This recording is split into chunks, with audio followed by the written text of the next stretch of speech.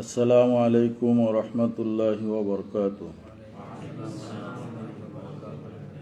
আলহামদুলিল্লাহি রাব্বিল আলামিন ওয়াসসালাতু ওয়াসসালামু আলা রাসূলিহি মুহাম্মাদিন ওয়া আলা আলিহি ওয়া আসহাবিহি আজমাইন ওয়া বা'দ।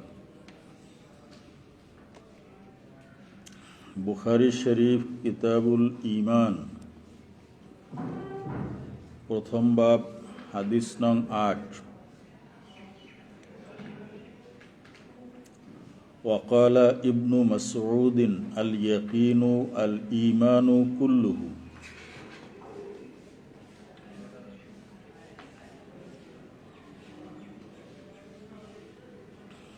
ঈমান মুরাক্কাব এবং ঈমান বাড়ে কমে, এই বিষয়ের উপরে ইমাম বুখারী রহমাতুল্লাহ আলাইহ দলিল পেশ করতেছিলেন। আজকের দলিল হযরত ইবনে মাসউদ রাদিয়াল্লাহু তাআলা আনহুর কওল। তিনি বলেছেন, আল ইয়াকিনু আল ঈমানু কুল্লু।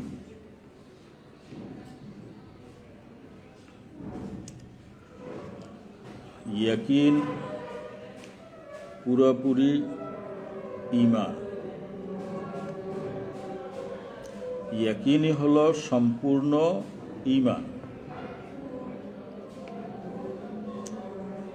ইবনে মাসউদের এই হাদিসটি তাবরানী শরীফে সনদ সহি সনদে সেখানে উল্লেখ করা হয়েছে।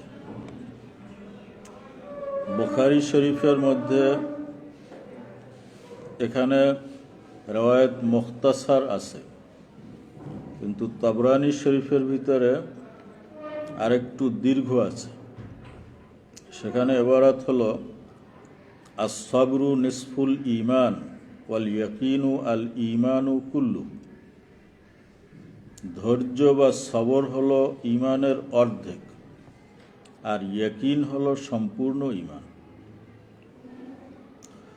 তো এই হাদিসের প্রথম জুজ আস-সাবরু নিসফুল ঈমান, এটা ইমাম বুখারী রহমাতুল্লাহ আলাইহির দাবির উপরে সরাসরি দালালাত করে, সরিহ। কারণ বলা হয়েছে আস-সাবরু নিসফুল ঈমান, সবর ঈমানের অর্ধেক। তাহলে বাকি অর্ধেক কি? তাহলে এর দ্বারা ঈমান যে জু আজজা, একাধিক জুজের সমন্বয়, সেটা প্রমাণিত হয়, মুরাক্কাব প্রমাণিত হয়। কিন্তু ইমাম বুখারী রহমাতুল্লাহ আলাইহি তার দাবির উপরে সরাসরি দালালাত করে যে হাদিসের অংশটুকু সেটু উল্লেখ করেন নাই। তিনি উল্লেখ করেছেন আল ইয়াকিনু আল ঈমানু কুল্লু। এর ভিতরেও দালালাত আছে তার দাবির উপরে, কিন্তু প্রথম অংশের দালালাতটা আরও স্পষ্ট ছিল, কিন্তু সেটা ইমাম বুখারী রহমাতুল্লাহ আলাইহি উল্লেখ করেননি। কারণ ইমাম বুখারী রহমাতুল্লাহ আলাইহি তিনি একেবারে সহজভাবে দলিল পেশ করতে চান না। সহজ দলিল সবাই বোঝে, উনি দলিল দিতে চান কঠিনভাবে, যেটা সকলের বুঝে আসে না। তো সহজে কিছু পাওয়ার পক্ষে উনি না, এই জন্য ওই অংশ তিনি উল্লেখ করেন নাই যে আস-সাবরু নিসফুল ঈমান। তিনি উল্লেখ করছেন আল ইয়াকিনু আল ঈমানু কুল্লু। ইয়াকিন হলো সম্পূর্ণ ঈমান। এই বাক্য দ্বারা ইমাম বুখারী রহমাতুল্লাহ আলাইহি ঈমানকে মুরাক্কাব প্রমাণ করতে চেয়েছেন। কিভাবে দলিল পেশ করেছেন? দলিল এভাবে হতে পারে যে এখানে আল ইয়াকিনু আল ঈমানু কুল্লুহু, এই কুল্লুহু শব্দটি তাকিদের জন্য আসছে। মুআক্কাদ হলো আল ঈমান, ঈমানের তাকিদের জন্য কুল্লুহু শব্দ ব্যবহার করা হয়েছে। লফজে কুল, এটা কোন জিনিসের তাকিদের জন্য আসে? কায়দা হলো যে জু আজজা, যার একাধিক জুজ আছে, এইরকম কোনো বস্তুর তাকিদের জন্য কুল শব্দটা আসে। যার কোনো জুজ নাই, বাসিত, তার তাকিদের জন্য কুল শব্দ আসে না। অতএব কুল্লুহু শব্দ দ্বারাই বোঝা যাচ্ছে যে এই কুল্লুহু শব্দ দ্বারা যার তাকিদ করা হয়েছে সেই মুআক্কাদ শব্দটা জু আজসা, কায়দা অনুযায়ী এটা আসছে। আল্লামা কারমানি তিনি এটা ব্যাখ্যা করেছেন। তবে আল্লামা আনোয়ার শাহ কাশ্মীরি রহমতুল্লাহ আলাই তিনি সমালোচনা করেছেন আল্লামা কারমানির, যে তিনি কোনো মুহাদ্দিস ছিলেন না। বুখারীর শরহ লেখছেন, কিন্তু মূলত তিনি মুহাদ্দিস না। ফাথুল বারীর আগে কারমানি শরহ লিখছেন বুখারীর কাদিম, কিন্তু কারমানি মূলত কোনো মুহাদ্দিস না, তিনি ছিলেন ভাষাবিদ। এজন্য বুখারী শরীফের তিনি শরহ করেছেন, তিনি শাব্দিক বিশ্লেষণ এবং কিছু কাওয়ায়েদ, নাহবি কিছু কাওয়ায়েদ তিনি উল্লেখ করেছেন, কিন্তু হাদিসের ক্ষেত্রে, ইলমে হাদিসের ক্ষেত্রে তিনি কিছু গলত করেছেন, ভুল করেছেন। অতএব এটা শাব্দিক বিশ্লেষণের জন্য এই শরহটা দেখা যাইতে পারে, কিন্তু হাদিসের সমাধানের ক্ষেত্রে এটা গ্রহণযোগ্য না।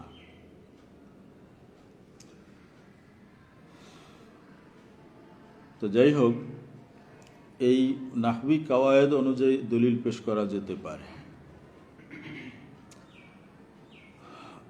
অনুরূপভাবে এখানে বলা হয়েছে আল ইয়াকিনু আল ঈমানু কুল্লুহু। যখন কুল বলা হয়েছে তখন বোঝা গেল যে এটা মাজমুআ, একটা সমষ্টি যার ভিতরে অনেকগুলো জুজ আছে।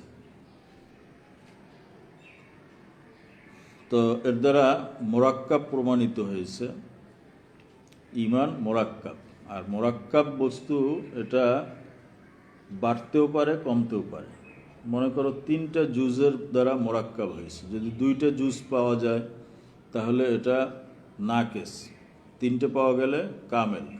যদি 2টা না পাওয়া যায়, 1টা পাওয়া যায়, তাহলে আরও নাকেস। অতএব জু আজসা যে বস্তুগুলো আছে সেটার ভিতরে কমতি বাড়তি হতে পারে।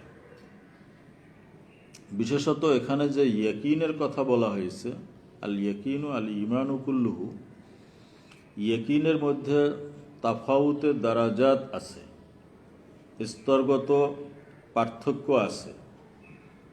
ইয়াকিন, প্রথম ইয়াকিন হলো ইলমুল ইয়াকিন,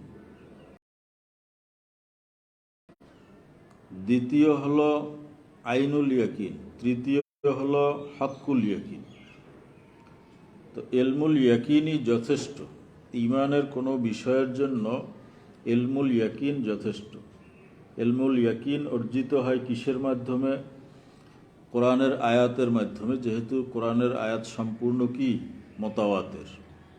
অনুরূপভাবে হাদিসের ভিতরে যেগুলো মুতাওয়াতির আছে এগুলোর দ্বারাও ইলমুল ইয়াকিন অর্জিত হয়, এবং ঈমানের জন্য ইলমুল ইয়াকিনই যথেষ্ট।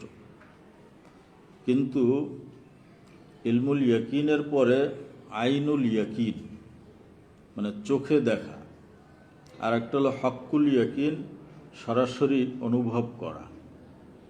অতএব ইলমুল ইয়াকিন হলো ইয়াকিনের নিম্ন স্তর, তার উপরের স্তর হলো আইনুল ইয়াকিন, তার উপরের স্তর হলো হক্কুল ইয়াকিন। অতএব ওই যে বলা হয়েছে লিয়াতমা ইন্না কলবি, ইব্রাহিম আলাইহিস সালাম বলছিলেন, তার ইলমুল ইয়াকিন আগেই ছিল। আইনুল ইয়াকিনের জন্য তিনি বলছিলেন রব্বি আরিনি কাইফা তুহয়িল মাউতা। তাহলে বোঝা গেল ইয়াকিন এর মধ্যে কম বেশি আছে। আর এখানে হাদিসে বলা হয়েছে যে ইয়াকিন হলো ঈমান, তাহলে বোঝা গেল ঈমানের মধ্যেও কম বেশি আছে। অতএব এর দ্বারাও ইমাম বুখারী রহমতুল্লাহ আলাইহির মত প্রতিষ্ঠিত হয়। আমাদের আহনাফের পক্ষ থেকে এর জবাব আমরা দিয়েছি, যেটা আগেও দেওয়া হয়েছে, যে এখানে যে বাড়তি কমতি বা জু আজসা বলা হয়েছে সেটা ইমানে কামেলের। এই ইমানে কামেলের ভিতরে জিয়াদাতি আছে, কমতি আছে, বা এর অনেক আজজা আছে, এটা আমরাও বিশ্বাস করি, কিন্তু নফসে ইমানের ভিতরে কমতি বেশি নেই। সুতরাং এটা এবং আবু হানিফা রহমতুল্লাহ আলাইহির বিপক্ষে দলিল হয় নাই, মূলত এটা মরজিয়াদের বিপক্ষে দলিল হয়েছে।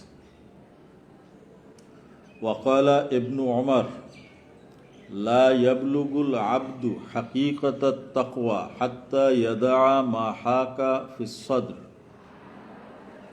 হযরত ইবনে ওমর রাদিয়াল্লাহু তাআলা আনহু বলেন, এটা আরেকটা দলিল, লা ইয়াবলুগুল আবদু, কোনো বান্দা পৌঁছতে পারে না, হাকিকাতাত তাকওয়া, প্রকৃত তাকওয়ার স্তরে, হাত্তা ইয়াদা, যতক্ষণ না সে পরিত্যাগ করে, মা হাকা, যা কি বলে খটকতি হয়, ইয়ানি যেটা অন্তরের ভিতরে খটকা বাজে, ফিস সদরে, অন্তরের মধ্যে, অন্তরের ভিতরে যেটা খটকা সৃষ্টি হয় সেটাকে ত্যাগ না করা পর্যন্ত একজন ব্যক্তি প্রকৃত তাকওয়ার স্তরে উপনীত হতে পারে না। তাহলে বোঝা গেল তাকওয়ার বিভিন্ন মারাতেব আছে, কোনোটা উপরে কোনোটা নিচে। আর ইমাম বুখারী রহমতুল্লাহ আলাইহির কাছে ঈমান আর তাকওয়া একই। ফলে তাকওয়ার ফরকে মারাতেব যখন প্রমাণিত হলো, তখন ঈমানের ক্ষেত্রেও মারাতেব বিভিন্ন প্রমাণিত হলো। সুতরাং বোঝা গেল যে ঈমানের ভিতরেও কমতি বাড়তি আছে।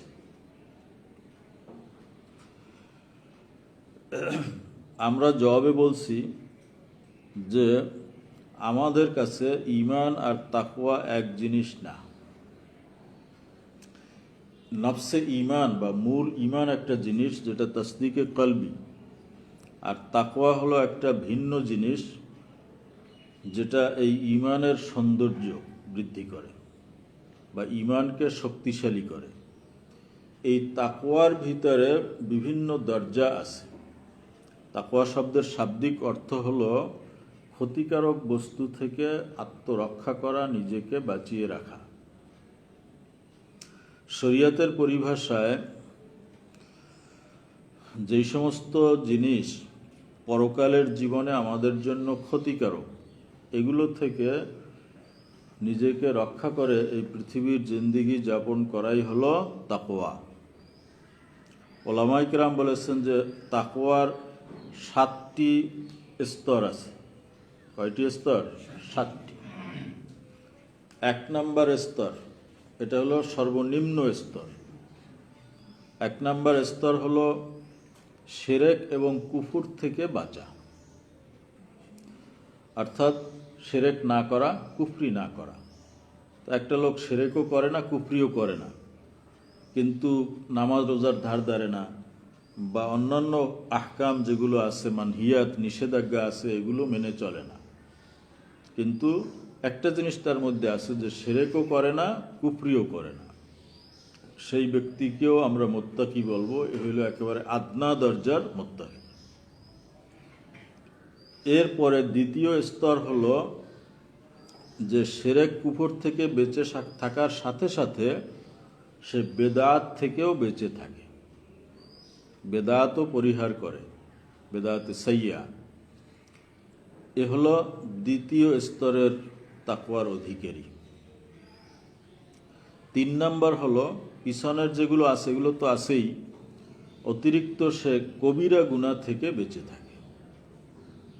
শিরক, কুফর, বেদাত এবং কবিরা গুনাহ থেকেও সে বেঁচে থাকে।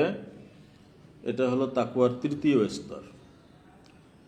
4র্থ স্তর হলো যে পিছনের সবগুলো আছে, সাথে সাথে সে সগীরা গুনাহ থেকেও বেঁচে থাকে। তাহলে শিরক, কুফর, বেদাত, কাবায়ের, সাগায়ের, সব ধরনের গুনাহ থেকে বেঁচে থাকে। এই ব্যক্তি হলো 4র্থ স্তরের মুত্তাকি।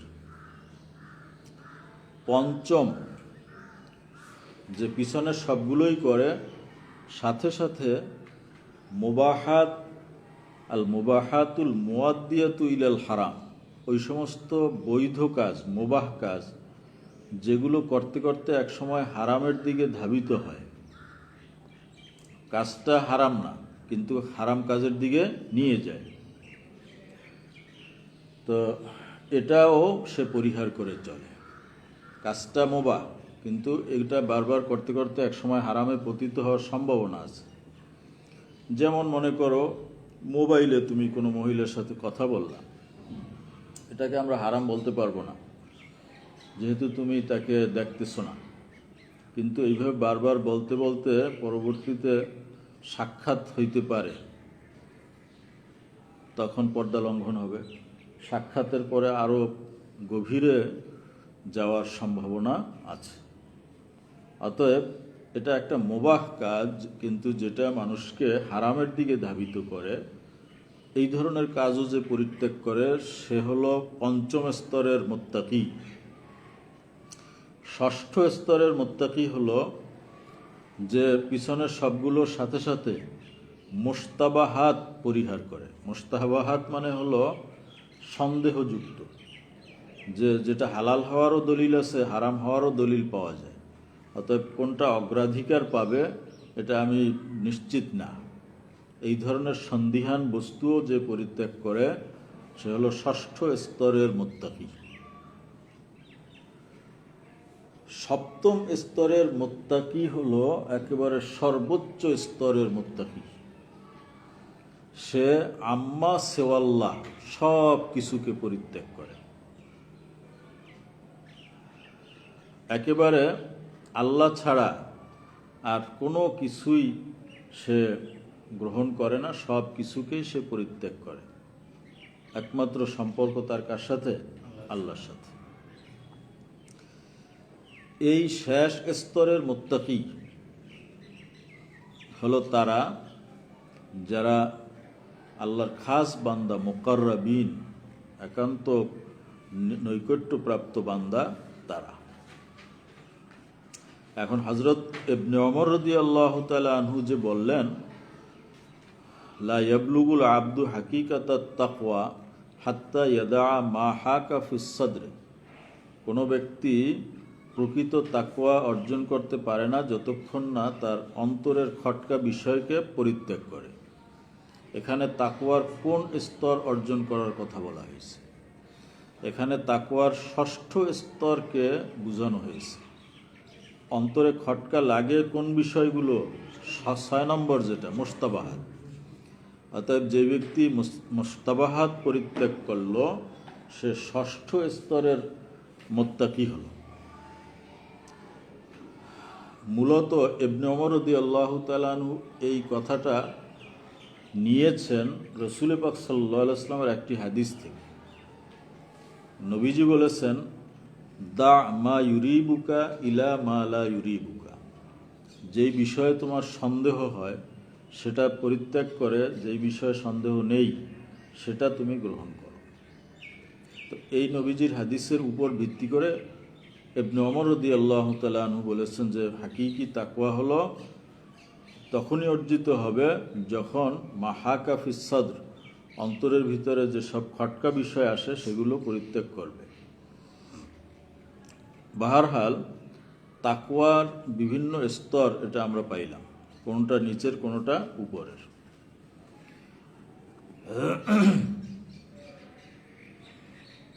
তো এখানে মূলত মরজিয়াদেরকে ইমাম বুখারী রাহমাতুল্লাহ আলাইহি তারদিদ করতে চেয়েছেন, যারা বলছেন যে ঈমান অর্জনের পরে আর কোনো আমলের গুরুত্ব নেই, আমল করলেও কোনো লাভ নেই আর আমল পরিত্যাগ করলেও কোনো ক্ষতি নেই।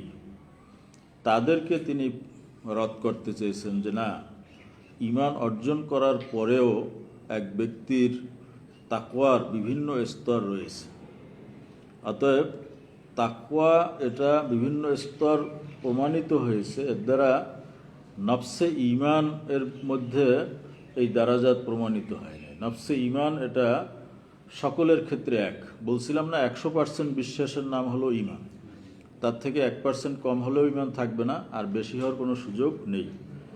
এই নফসে ঈমান অর্জিত হওয়ার পরে ব্যক্তির বিভিন্ন আমলের মাধ্যমে তার এই ঈমানটা শক্তিশালী হয়, সেটাকেই তাকওয়া বলা হয়েছে। এবং সেই তাকওয়ার বিভিন্ন স্তর রয়েছে। অতএব তাকওয়ার স্তর প্রমাণের দ্বারা নফসে ঈমানের মধ্যে জুজিয়াত সাবেত করা বা জিয়াদাতি বা নোকসান সাবেত করা সম্ভব না।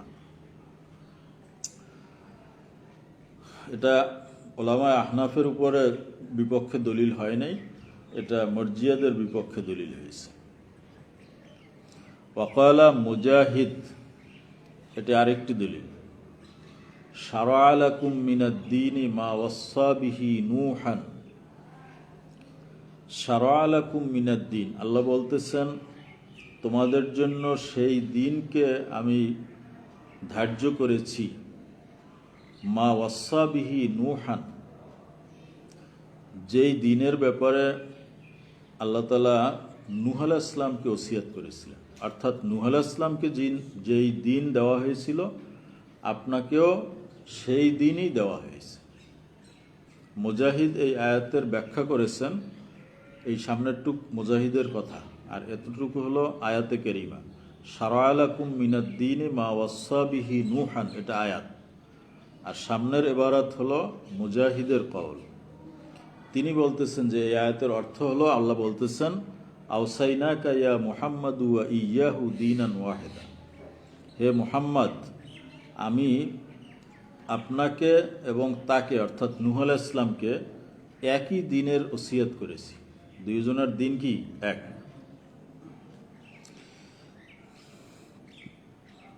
অর্থাৎ তামাম আম্বিয়ায়ে কেরামের দিন এক ছিল। এই দিনের ক্ষেত্রে কোনো পার্থক্য ছিল না। হ্যাঁ, পার্থক্য ছিল কিসের ক্ষেত্রে? পার্থক্য ছিল জুজিয়াতের ক্ষেত্রে। তাহলে মূল যেটাকে দিন বলা হয়েছে সেটা হলো ঈমান, এটা সকল নবীর ক্ষেত্রে এক। কিন্তু পার্থক্য যেটা, সেটা হলো ফুরুয়াতের ক্ষেত্রে, জুজিয়াতের ক্ষেত্রে। অতএব ইমাম বুখারী রহমতুল্লাহ আলাইহি তিনি এখানে দিন আর ঈমান ওনার কাছে এক অর্থে ব্যবহার হয় বলছিলাম। অতএব তিনি বুঝাইতে চাচ্ছেন যে দিনের একটা আছে মূল আর একটা আছে শাখা। এর দ্বারাই তিনি দিনের জুজ প্রমাণ করেছেন। দিনের জুজ মানে ঈমানের জুজ। তো আমরা এই দলিলের ক্ষেত্রে যেটা বলবো সেটা হলো যে এখানে আহনাফের কোনো বিরোধিতা তো নেই, বরং এখানে আরও আমাদের তায়িদ করা হয়েছে। কারণ আমরা বারবার বলে আসতেছিলাম যে মূল দিনের মধ্যে কোনো তাফাউত নেই, পার্থক্য নেই, এটা সব এক সকলের ক্ষেত্রে। এখানে এটা প্রমাণ করা হয়েছে যে শুধু আমাদের দিনের মধ্যেই না, পূর্ববর্তী নবীদেরকে যে দিন দেওয়া হয়েছিল সেখানেও মূল দিন বা দিনের যে আকীদাগত বিষয়গুলো, ঈমানের বিষয়গুলো, সেগুলো এক। অতএব এর দ্বারা তো আমাদের মতকে আরও সুপ্রতিষ্ঠিত করা হয়েছে। অতএব এটা আমাদের বিপক্ষে দলিল না। হ্যাঁ, মরজিয়াদের বিপক্ষে দলিল হতে পারে। আর কেউ কেউ বলেছেন, এবং বুখারী রহমতুল্লাহ আলাইহি এই এবারতটুকু দিয়ে শুধু দলিল পেশ করেন না, সামনে আর একটা এবারত আছে, দুইটা মিলে দলিল হয়েছে। সামনের এবারত দেখো, ওয়াকালা ইবনু আব্বাস শিরআতান ওয়া মিনহাজা সাবিলান ওয়া সুন্নাতান। শিরআতান ওয়া মিনহাজা কোরআন শরীফের একটি আয়াতের থেকে দুইটি শব্দ নেওয়া হয়েছে। আয়াত হলো লিকুল্লিন জাআলনা মিনকুম শিরআতান ওয়া মিনহাজা। আল্লাহ রাব্বুল আলামিন বলছেন সূরা মায়েদা যে লিকুল্লিন, প্রত্যেকের জন্য, জাআলনা মিনকুম, তোমাদের থেকে আমি রেখেছি, তোমাদের প্রত্যেকের জন্য আমি রেখেছি শিরআতান ওয়া মিনহাজা। এই শিরআতান ওয়া মিনহাজার অর্থ করেছেন ইবনে আব্বাস সাবিলান ওয়া সুন্নাতান, যে তোমাদের প্রত্যেকের জন্য আমি আলাদা আলাদা পথ রেখেছি। তাহলে আগের আয়াতে বলা হয়েছে যে আওসাইনাকা ওয়া ইয়্যাহু দীনান ওয়াহিদা, যে হে নবী, আপনাকে আর নূহ আলাইহিস সালামকে আমি একই দিন দিয়েছি, আর এই আয়াতে বলতেছে যে প্রত্যেকের জন্য আলাদা আলাদা রাস্তা আমি রেখেছি। তাহলে দুই রকম হয়ে গেল না?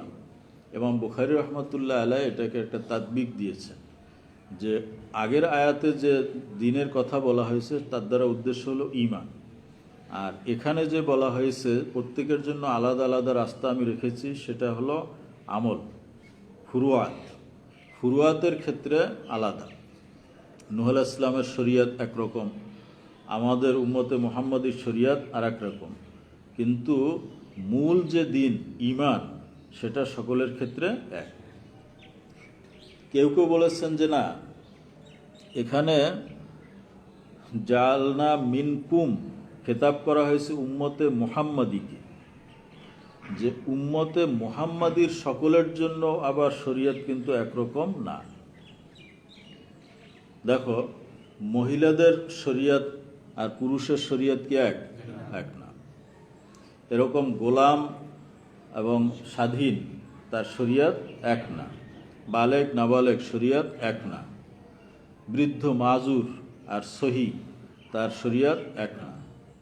অতএব মূল ঈমান কিন্তু সবার জন্য এক।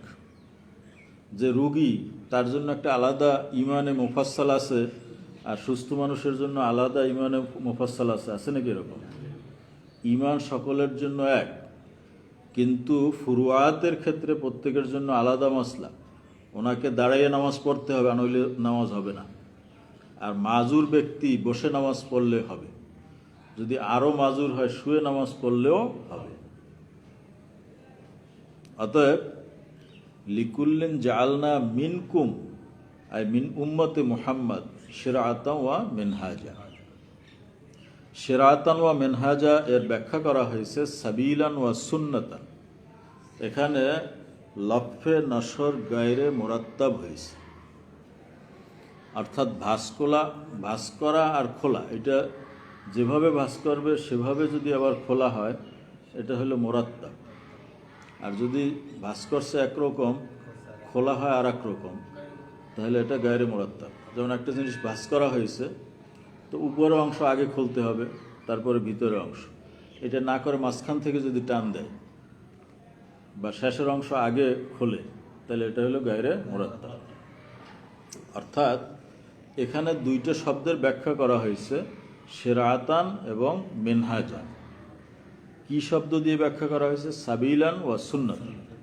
এখন শিরআতানের অর্থ কি, সাবিলান না সুন্নাতান? আর মিনহাজান এর অর্থ কি, সাবিলান না সুন্নাতান? একটা তো অর্থ হবে। তো বলছে এখানে উল্টা ভাঁজ করা হয়েছে, অর্থাৎ শিরআতানের অর্থ হলো সুন্নাতান, আর মিনহাজান এর অর্থ হলো সাবিল। অতএব এখানে লফে নসর গায়রে মুরাত্তাব হয়েছে। এখন এটাও আমাদের বিপক্ষে দলিল হয় নাই, যদি আগের দলিল আর এই দলিল দুইটা মিলানো হয়। যে আগে বলা হয়েছে যে সকলের দিন এক, মানে নফসে ঈমান এক, আর এখানে বলা হয়েছে প্রত্যেকের জন্য রাস্তা আলাদা। শিরআতান ওয়া মিনহাজা সাবিলান ওয়া সুন্নাতান। মিনহাজ বলা হয় বড় রাস্তাকে, সেই রাস্তা থেকে যে আরো ছোট ছোট রাস্তা বের হয় এটাকে বলা হয় শিরা। যেটা ছোট রাস্তা বড় রাস্তার সাথে মিলিত হয়েছে এই রাস্তাকে বলা হয় কি, শিরা। কেউ কেউ বলছেন যে না, বড় রাস্তার সাথে না মিলিত হলেও চলবে, ছোট ছোট যে রাস্তাগুলো আছে এগুলোকে বলা হয় কি, শিরা। আর মেনহাজ হলো বড় রাস্তা যার সাথে ছোট ছোট রাস্তা আছে। অতএব বোঝা গেল যে ফুরুয়াত বা আমালের ক্ষেত্রে প্রত্যেকের জন্য আলাদা আলাদা রাস্তা আছে, কিন্তু ঈমানের ক্ষেত্রে সকলের এক। অতএব নফসে ঈমান এটা গায়রে মুরাক্কাব, এটার ভিতরে জিয়াদতি নেই, কমতি নেই। যেটা আছে সেটা হলো আমলের ক্ষেত্রে, জুজিয়াতের ক্ষেত্রে।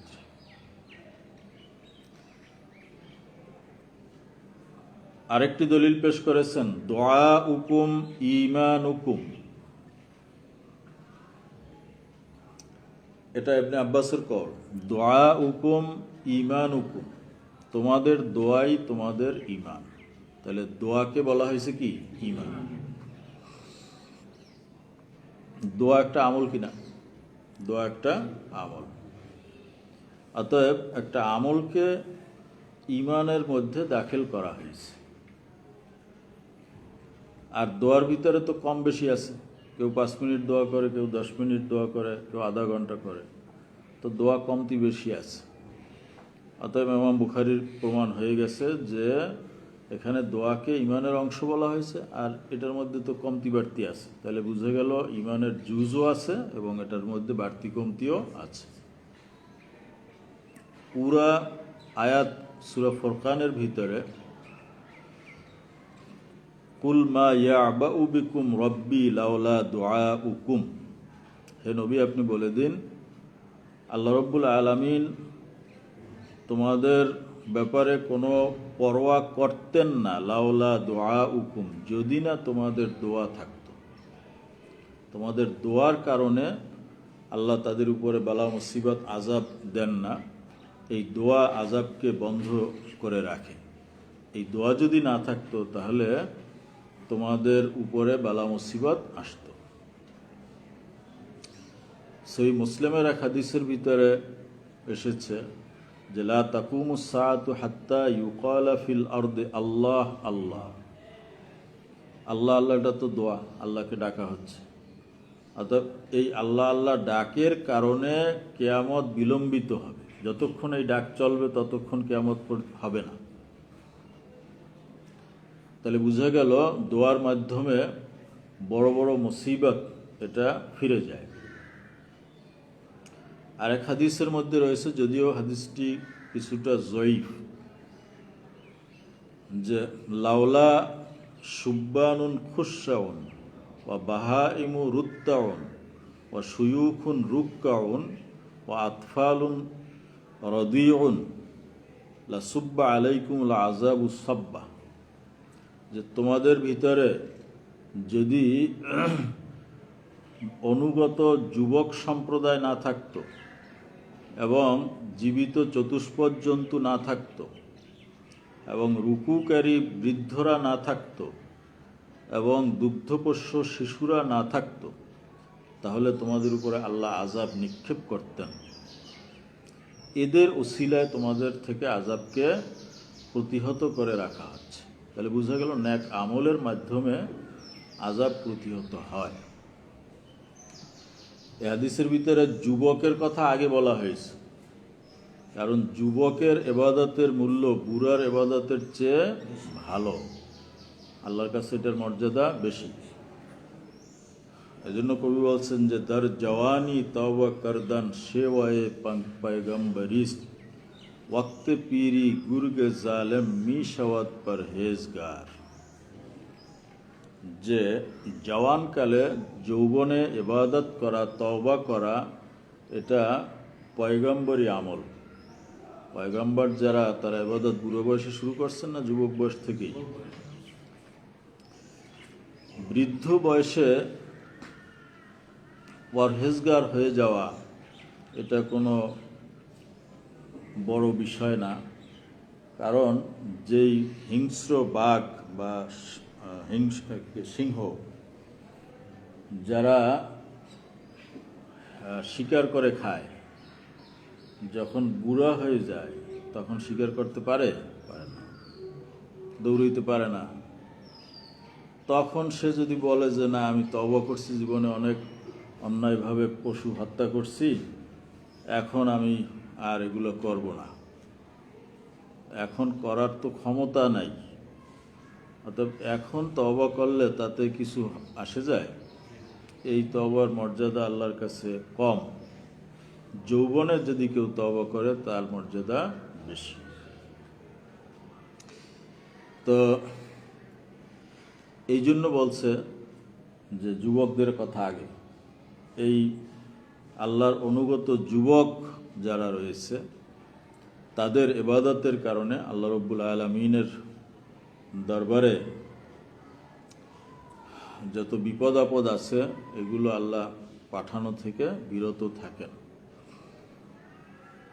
আল্লাহ রব্বুল আলমিনের কাছে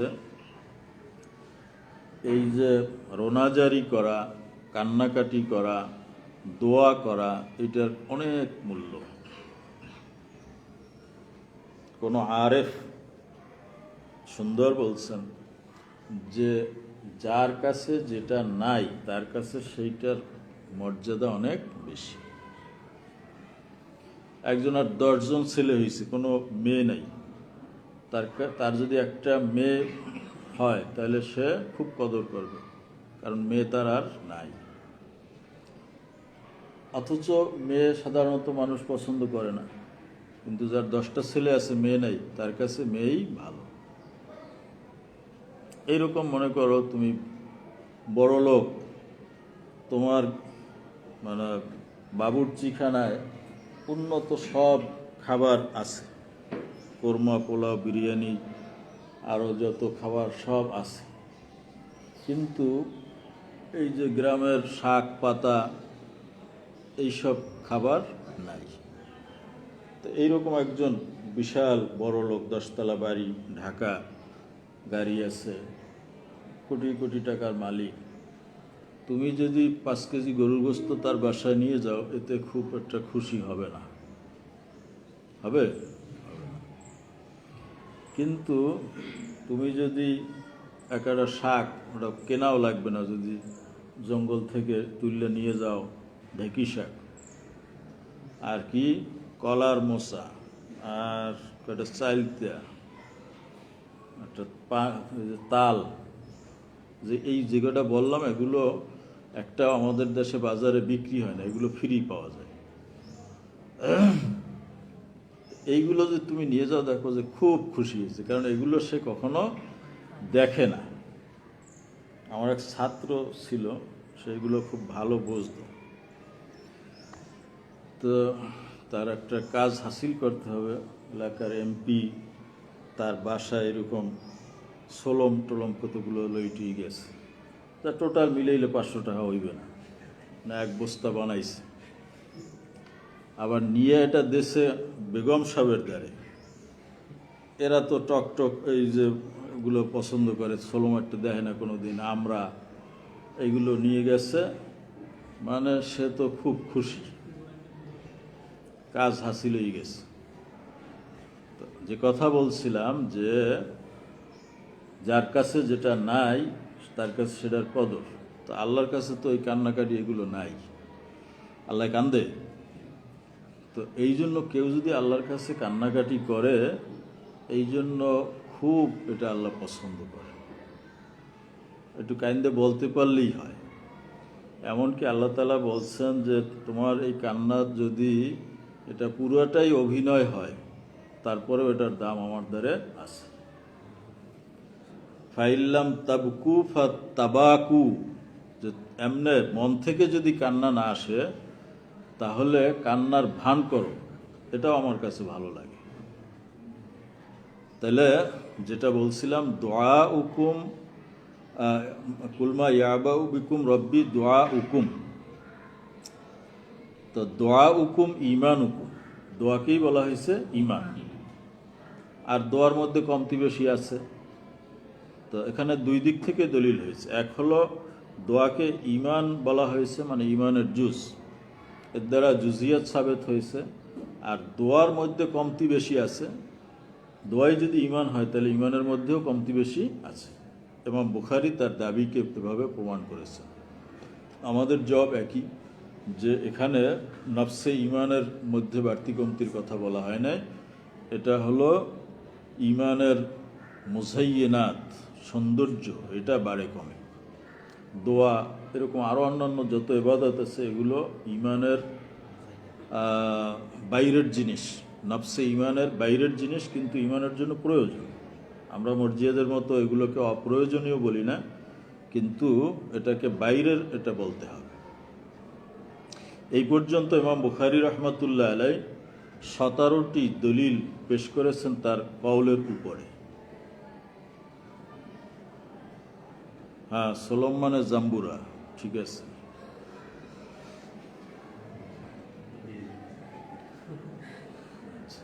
একজনের তাউজি করে দিচ্ছে যে সোলম অর্থ কি। তো যাই হোক, এই 17টি দলিল যে তিনি পেশ করেছেন এগুলো স্বতন্ত্রভাবে আমরা জবাব দিয়েছি। মুজমালভাবে যদি আমরা বলি মোলাক্খাস করে, তাহলে কথা হলো এই যে ইমাম বুখারী রহমাতুল্লাহ আলাইহি এই তরজমাতুল বাব দ্বারা তিনি মূলত মরজিয়া এবং মুতাজিলা এরকম যারা বাতিল ফেরকা আছেন তাদেরকে তিনি রদ করতে চেয়েছেন। কোনো আহলুস সুন্নাত ওয়াল জামাতকে রদ করা তার উদ্দেশ্য না। কিন্তু আহলে সুন্নাত ওয়াল জামাতের ওলামায়ে কেরাম তাদের প্রতিপক্ষকে রদ করতে গিয়ে যার যে প্রতিপক্ষ সেই অনুযায়ী রদ। কারো প্রতিপক্ষ ছিল মরজিয়া, তাদেরকে রদ করতে গিয়ে তারা এমন বক্তব্য দিয়েছেন যেটা মুতাজিলাদের কিছুটা পক্ষে হয়েছে। আবার কারো প্রতিপক্ষ ছিল মুতাজিলা, তাদেরকে রদ করতে গিয়ে এমন কথা বলছেন যেটা কিছুটা মরজিয়াদের পক্ষে হয়েছে। কিন্তু আহলুস সুন্নাত ওয়াল জামাত যারা, তারা কখনোই মরজিয়াদের পক্ষেও না আর মুতাজিলাদের পক্ষেও না। মরজিয়ারা আমলের কোনো গুরুত্বই দেয় না, আর মুতাজিলারা আমলকে এত গুরুত্ব দেয় যে আমল তরক করলে সে কাফের হয়ে যায়। ইমাম বুখারী রহমাতুল্লাহ আলাইহি আমলের গুরুত্ব তিনি বুঝাইতে চেয়েছেন। এখানে তিনি কিতাবুল ঈমান কায়েম করেছেন, কিন্তু বাব আনছেন কি, যে হাদিস নিয়ে আসছেন বুনিয়াল ইসলাম আলা খামসিন। তো বুনিয়াল ঈমান ও আলা খামসিন এটা তো তিনি বলেন নাই। যদিও ইমাম বুখারী রহমাতুল্লাহ আলাইহির কাছে ঈমান, ইসলাম, হেদায়েত, তাকওয়া এগুলো সব একই অর্থে, কিন্তু এক অর্থে হতে পারে এটা কামেল ঈমানের ক্ষেত্রে হতে পারে। যে ঈমানকে আমরা দুই ভাগ করছি, একটা হলো নফসে ঈমান আর একটা হলো কামালে ঈমান। অতএব এই যে জিনিসগুলোকে তিনি ঈমান বলেছেন সেগুলো কামালে ঈমানের অংশ হতে পারে।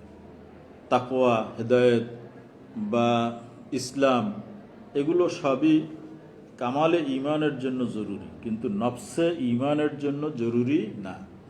একজন মানুষ সে মুমিন হতে পারে কিন্তু মুসলমান নাও হতে পারে। কিভাবে?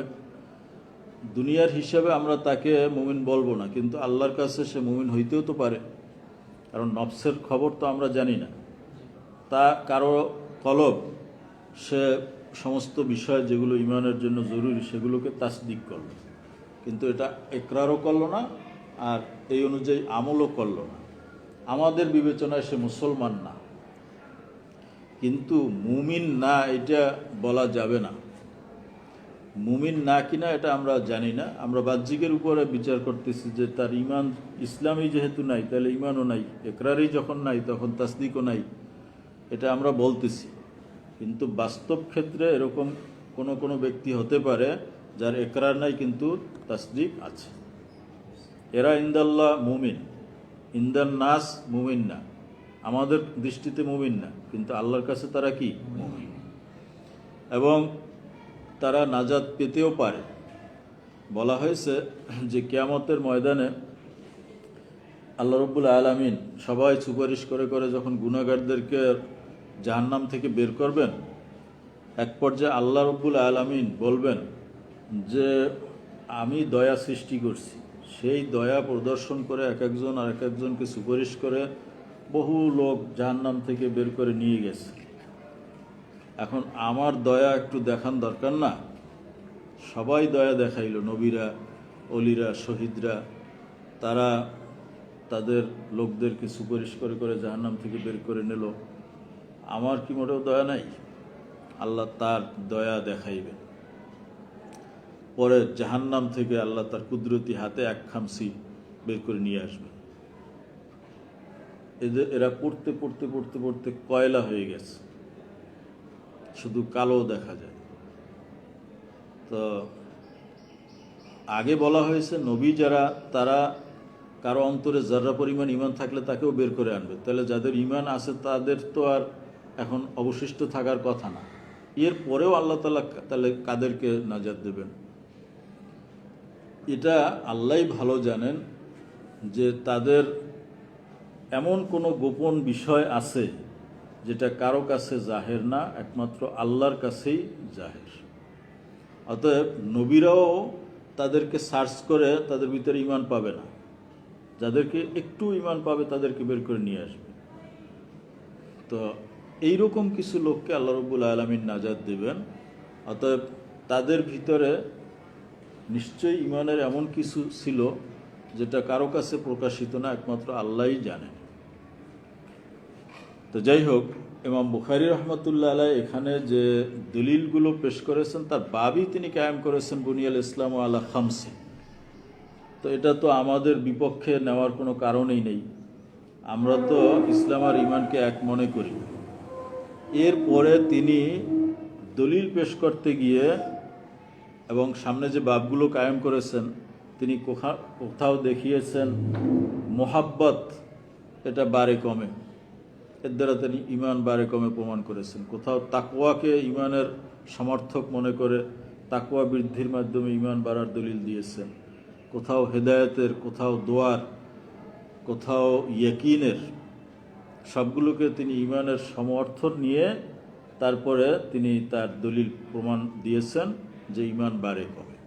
তো আমরা বলছি যে এগুলো নফসে ঈমানের অংশ না, এগুলো সবই হলো নফসে ঈমানের বাইরের অংশ, মোকাম্মেলাত, ঈমানে কামেলের এগুলো জুজ। অতএব আমরা এই সব ক্ষেত্রে ইমাম বুখারী রহমতুল্লাহর সাথে একমত যে কামালে ঈমানের অনেক জুজ আছে, সেখানে বাড়তি কমতি আছে, কিন্তু নফসে ঈমানের ক্ষেত্রে আমরা কোনো ছাড় দিতে রাজি না যে নফসে ঈমান এটা বসিত, এর ভিতরে কোনো জুজ নেই, এটা বাড়েও না কমেও না। সমাজ মে আ গয়া। এরপরে ইমাম বুখারী রহমতুল্লাহ আলাইহ এই অধ্যায়ে যে হাদিস সেটা তিনি উল্লেখ করবেন। এতক্ষণ পর্যন্ত তিনি তার তর্জমাতুল বাবের উপরে কোরআন এবং কিছু আসারে সাহাবা, আসারে তাবেঈন, যেগুলো তালিকান তিনি উল্লেখ করেছেন সনদ ছাড়া, সেগুলো দিয়ে তিনি দলিল পেশ করেছেন। এরপরে তার দাবির উপরে তিনি মুত্তাসিল সনদে নিয়মতান্ত্রিকভাবে, কারণ প্রত্যেকটা বাব কায়েম করার পরে ওই বাবের উপরে মুত্তাসিল সনদে একটা হাদিস উল্লেখ করতে হবে। তো সেই নিয়মে তিনি এখানে মুত্তাসিল সনদে একটি হাদিস উল্লেখ করবেন। বিহি ক্বালা হাদদাসানা উবাইদুল্লাহ ইবনু মুসা ক্বালা আখবারানা হানজালাত ইবনু আবি সুফিয়ানা আন ইকরামাত ইবনে খালিদ আন ইবনে উমর ক্বাল ক্বালা রাসূলুল্লাহ সাল্লাল্লাহু আলাইহি ওয়াসাল্লাম বুনিয়াল ইসলামু আলা খামসিন শাহাদাতি আল্লা ইলাহা ইল্লাল্লাহ ওয়া আন্না মুহাম্মাদান রাসূলুল্লাহ ওয়া ইকামুস সালাহ ওয়া ইতাউজ যাকাত ওয়াল হজ্জ ওয়া সাওম রমাদান। তো এই হাদিসের উপরে ইনশাআল্লাহ আমরা সামনের ক্লাসে আলোচনা করব। আজকে দর্স এখানে শেষ করছি। আসসালামু আলাইকুম ওয়া রাহমাতুল্লাহ।